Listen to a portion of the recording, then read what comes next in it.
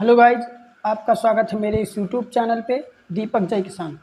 तो आज हम लोग कक्षा 10 क्लास 10 विषय कृषि विज्ञान क्लास 10 विषय कृषि विज्ञान के वेरी वेरी इंपॉर्टेंट क्वेश्चन देखने वाले हैं। जो दोस्तों जो 20 नंबर का एग्जेप्टिक आता है, मतलब बहुविकल्पीय आता है, वो क्वेश्चन हम देखेंगे।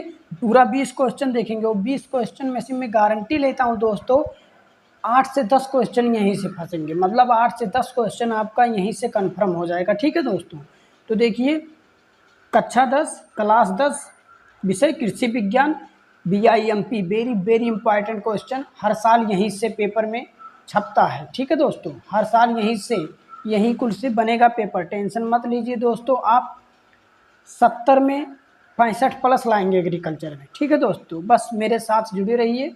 देखिए जल्द से जल्द पहला प्रश्न नंबर पहला देखिए, पायराइट का प्रयोग किया जाता है किसमें? पायराइट का प्रयोग किया जाता है तो क्षारीय भूमि सुधार में। मैं दोस्तों चारों विकल्प नहीं बोलूँगा, चारों विकल्प बोलूँगा तो टाइम बहुत लगेंगे। ठीक है, अगर चारों विकल्प में बोलूँगा तो टाइम बहुत लगेंगे, तो इसीलिए आप चारों विकल्प पढ़ लेना, मैं बस एक विकल्प बोलूँगा। ठीक है, तो पायराइट का प्रयोग किया जाता है क्षारीय भूमि सुधार में, क्षारीय भूमि सुधार में। ठीक है दोस्तों, अब दोस्तों आप लोग सोच रहे होंगे ये टिक क्यों लगा है, तो टिक किस लिए लगा है दोस्तों? क्योंकि मैं एक बार पढ़ा चुका हूँ, वो वीडियो मेरा डिलीट हो गया। ठीक है, ये मैं पढ़ाया, उसके बाद ये वीडियो मेरा डिलीट हो गया, तो ये फिर से बना रहा हूँ, तो इसीलिए टिक लगा है। ठीक है दोस्तों, तो उसके लिए आप ये मत सोचिए कुछ ऐसा वैसा। तो आगे देखते हैं दोस्तों, प्रश्न नंबर दूसरा देखिए। प्रश्न नंबर दूसरा, लवण युक्त क्षारीय मृदा में विलियमशील सोडियम की प्रतिशत मात्रा कितनी होती है?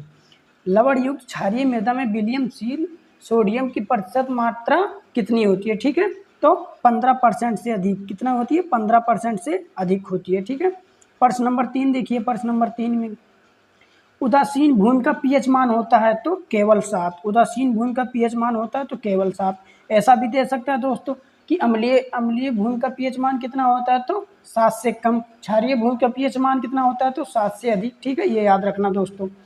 ठीक है दोस्तों, लिखते चलिए, नोट्स बनाते चलिए दोस्तों, नोट्स बनाएंगे तभी कुछ हो पाएगा। ठीक है दोस्तों, प्रश्न नंबर 4 देखिए। प्रश्न नंबर 4, निम्न में से सिंचाई की इकाई है तो क्यूसेक सेमी। निम्न में से सिंचाई की इकाई है तो क्यूसेक सेमी। निम्न में से सिंचाई की इकाई है क्यूसेक सेमी।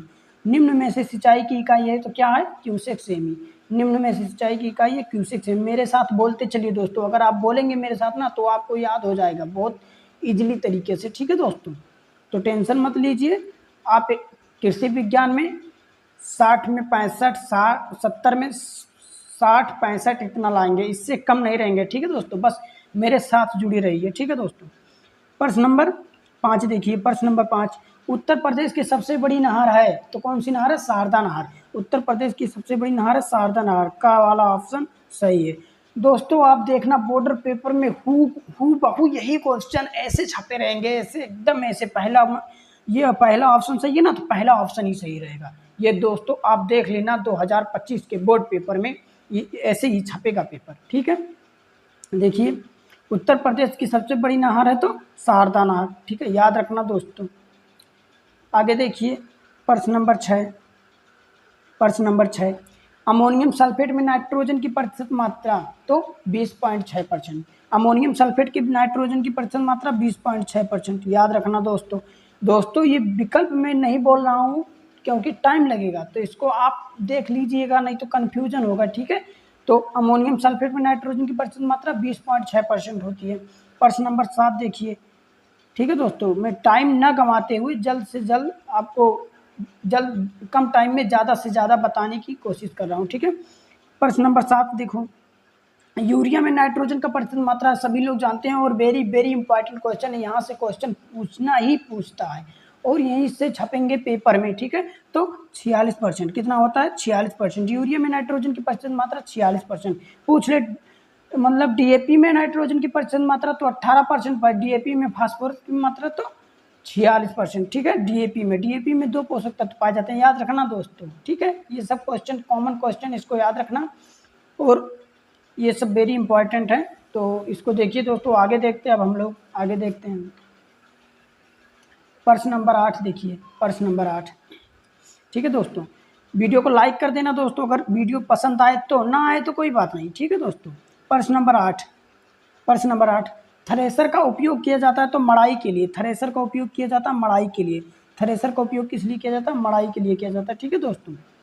प्रश्न नंबर 9, प्रश्न नंबर 9 देखो, प्राथमिक कर्षण के अंतर्गत कौन सी क्रियाएं आती हैं, प्राथमिक कर्षण के अंतर्गत कौन सी क्रियाएं आती हैं, तो जुताई, प्राथमिक कर्षण मतलब प्राथमिक कर्षण, प्राथमिक द्वितीयक, ठीक है। तो प्राथमिक कर्षण मतलब बीज बोने के पहले कौन सी क्रिया की जाती है, जुताई की जाती है ना खेत में, तो वही प्राथमिक क्रिया प्राथमिक कर्षण के अंतर्गत आती है, तो जुताई, ठीक है।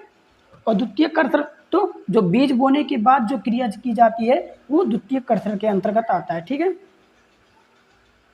तो आगे देखिए प्रश्न नंबर 10, तरल कीटनाशक को तरल कीटनाशक रसायनों का छिड़काव किया जाता है तो स्प्रेयर से, तरल मतलब घोल जो पानी के रूप में पाया जाता है उसे तरल कहते हैं।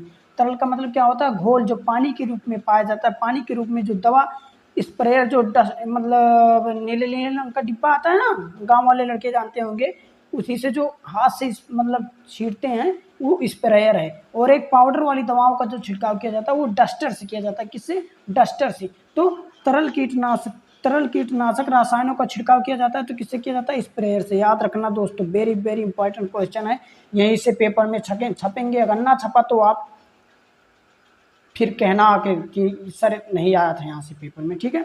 तो प्रश्न नंबर 11 देखिए, प्रश्न नंबर 11, कर्षण का तात्पर्य है जुताई करना, कर्षण का तात्पर्य है जुताई करना, कर्षण का अर्थ क्या होता है, जुताई करना, ठीक है। तो याद रखना दोस्तों, यहाँ जैसे दोस्तों ऊपर देखो ये प्राथमिक कर्षण, कर्षण मतलब जुताई करना, ठीक है। तो कर्षण का तात्पर्य है जुताई करना, ये कहाँ कुछ, कर्षण का तात्पर्य है जुताई करना, ठीक है। खा वाला ऑप्शन सही है।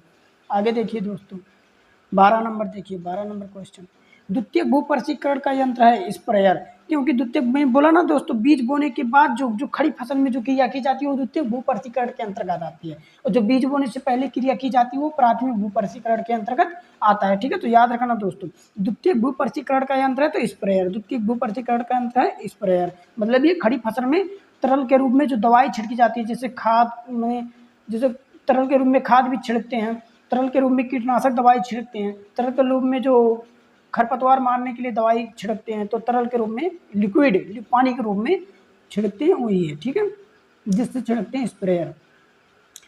13 नंबर, प्रश्न नंबर 13 देखो, नाइट्रोजन, इसी को नत्रजन भी कहते हैं, नाइट्रोजन के अभाव से पत्तियों का रंग हो जाता है तो पीला, अगर अगर अभाव मतलब क्या, कम होना, अभाव का मतलब होता है कम होना।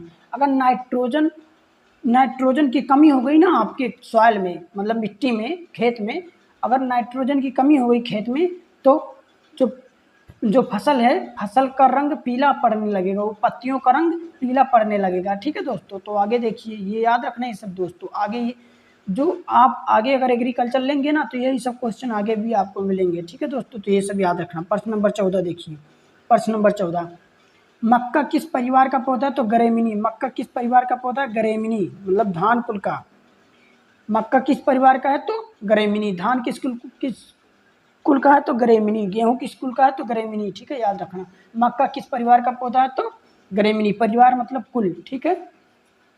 आगे देखिए दोस्तों, आगे देखते हैं 15 नंबर क्वेश्चन देखिए दोस्तों, अगर वीडियो पसंद आए दोस्तों तो लाइक सब्सक्राइब शेयर ज़रूर कर दें दोस्तों, क्योंकि अगर शेयर सब्सक्राइब करे रहेंगे तो इससे जब मैं वीडियो डालूंगा ना तो आपके पास तुरंत नोटिफिकेशन चला जाएगा, ठीक है दोस्तों। 15 नंबर क्वेश्चन देखते हैं जल्द से जल्द, प्याज को पौधों की गहराई, प्याज के पौधों की गहराई कितनी होती है, ठीक है, प्याज के पौधों की गहराई पर बोना चाहिए, ठीक है। तो 2 से 2.5 सेंटीमीटर पर, कितने, 2 से 2.5 सेंटीमीटर की गहराई पर सॉइल में, मिट्टी में बोई जाती है, ठीक है।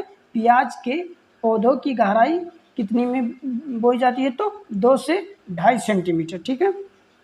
16 नंबर क्वेश्चन देखिए, 16 नंबर, प्रश्न नंबर 16, आलू की औसत उपज प्रति हेक्टेयर कुंटल में कितना होता है, कुंटल में, ठीक है, कुंटल में पूछा गया है ये दोस्तों, उसमें किलो उलो में नहीं पूछा, कुंटल में पूछा गया, ठीक है। आलू की औसत उपज प्रति हेक्टेयर कुंटल में कितना होता है तो 50 से 75 कुंटल, कितना, 50 से 75 कुंटल, 50 से 75 कुंटल प्रति हेक्टेयर। ठीक है, तो याद रखना दोस्तों 1 हेक्टेयर में 10,000 वर्ग मीटर होते हैं। ये सब दोस्तों आप आगे पढ़ोगे अगर एग्रीकल्चर लोगे तो। प्रश्न नंबर 17 देखिए। प्रश्न नंबर 17, अंगूर लता किस फसल की प्रजाति है? तो टमाटर की। अंगूर जो छोटे छोटे टमाटर लदे होते हैं ना, अंगूर की तरह जो छोटे छोटे टमाटर लगे होते हैं, तो इसी से याद कर लो अंगूर लता किस फसल की प्रजाति है? तो टमाटर की। जो दोस्तों जो प्रैक्टिकल जो प्रोजेक्ट नहीं बनवाए जाते हैं उसमें ये सब क्वेश्चन पूछे जाते हैं दोस्तों, तो याद रखना पूछा जा सकता है। ये सब दोस्तों वेरी वेरी इंपॉर्टेंट क्वेश्चन है, यहीं से बोर्ड पेपर में भी आते हैं। प्रश्न नंबर 18 देखिए। फल वृक्षों की पौध लगाने का सबसे उपयुक्त समय? तो जुलाई सितंबर। आराम से जान लो तुरंत दोस्तों। अगर कोई ऑप्शन में जून जुलाई दिया होता तो वो भी सही होता, ठीक है, पर जून जुलाई नहीं दिया तो जुलाई सितंबर। ठीक है, जुलाई सितंबर। फल वृक्ष मतलब जो आम अमरूद और जो लीची, ये सब जो दोस्तों मतलब जो बड़े बड़े पेड़ होते हैं उन्हें फल वृक्ष कहते हैं। तो इनकी बुआई जुलाई सितंबर में करते हैं, मतलब जब बारिश होती है उसी समय करते हैं, बारिश के समय। ठीक है, बारिश के मौसम में। तो आगे देखिए प्रश्न नंबर 19 देखिए। अगर दोस्तों वीडियो की क्वालिटी अच्छा ना हो तो आप थोड़ा 420 पिक्सल पे देख सकते हैं। ठीक है दोस्तों, क्वालिटी थोड़ा बढ़ा लीजिए, वैसे दिख रही होगी शायद। प्रश्न नंबर 19 देखिए। अमरूद लगाते समय पौध से पौध का अंतरण कितने रखते हैं, या पौधे से पौधे का अंतरण मतलब दूरी कितना रखते हैं? अंतरण मतलब दूरी। अमरूद लगाते समय पौध से पौध मतलब एक पेड़ से दूसरे पेड़ की दूरी कितने रखते हैं? तो 8 मीटर। कितनी? 8 मीटर। और यहीं आम की पूछ ले तो 10 मीटर। आम की पूछ ले तो 10 मीटर, अमरूद की पूछा तो 8 मीटर। ठीक है, याद रखना दोस्तों। प्रश्न नंबर 20 देखिए। 20 लास्ट क्वेश्चन है दोस्तों।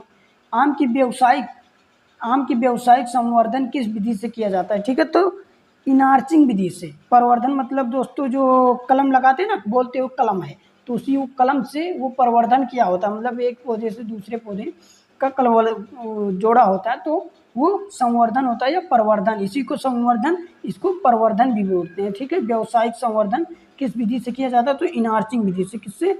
इनार्चिंग विधि से। ठीक है, याद रखना दोस्तों, वेरी वेरी इंपॉर्टेंट क्वेश्चन है दोस्तों। तो आई होप कि ये वीडियो आपको पसंद आई होगी। अगर वीडियो पसंद आए तो चैनल को लाइक करिए, सब्सक्राइब करिए। ठीक है दोस्तों, मिलते हैं अगले वीडियो में। थैंक्स।